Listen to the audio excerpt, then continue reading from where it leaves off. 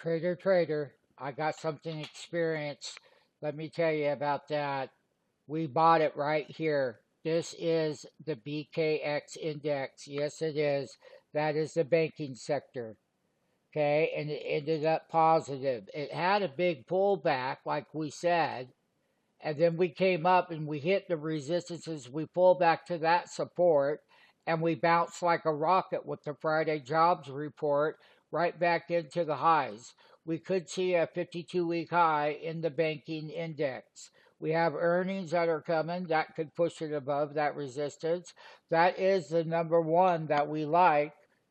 We've been bulls in this for many months. We take advantage of the volatility.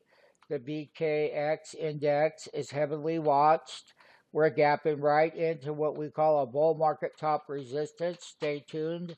This is one of the most important indexes in the whole setup. This one here.